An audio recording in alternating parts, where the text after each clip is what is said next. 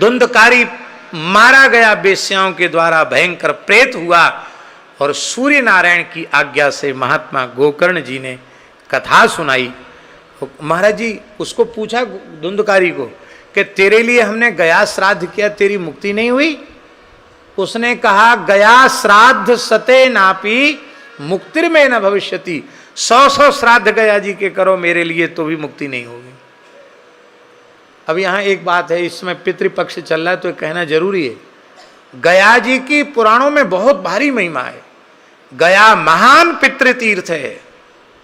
आज भी पितृपक्ष में लगता है कि सारे धरती के पितर वहां आ गए। अद्भुत महात्म्य है गया का।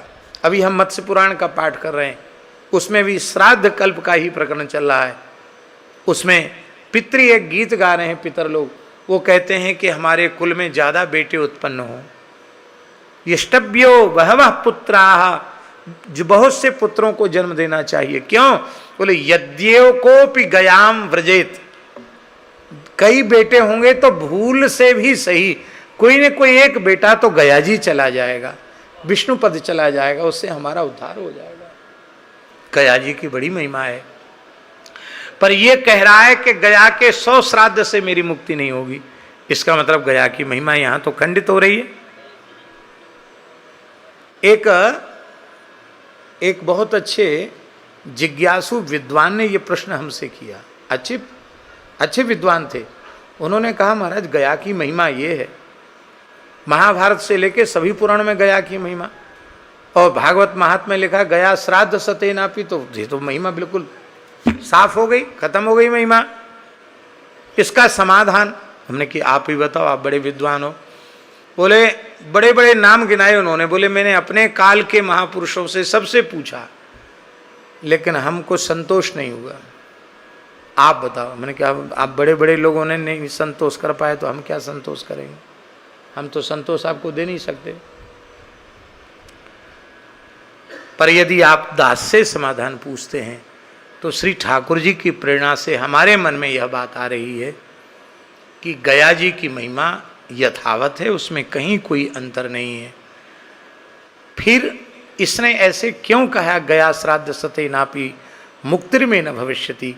इसका आशय यह है कि जब श्राद्ध तर्पण किया जाता है तो जिसके निमित्त तर्पण श्राद्ध आदि किया जाता है उसके नाम गोत्र का उच्चारण किया जाता है, वो एड्रेस है, उसका पता है, तब सही ठिकाने पर वहाँ पहुँचता है। अब ये अपने बाप का तो था ही नहीं, आत्मदेव की संतान था नहीं, ये तो नाजायज़ था। और पंडित जी का नाम गोत्र लेके दत्तक पुत्र भी नहीं था, और गोत्र उन्हीं का, तो गलत पते से और चिट्ठी भेजी जा रही है तो कहाँ से मिलेगी चिट्ठी?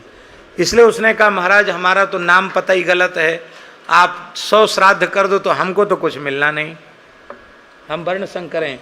ये बात गीता जी में है, संकरो नरका यैव कुलघनानां कुलस्य च लुप्त पिंडोदक क्रिया।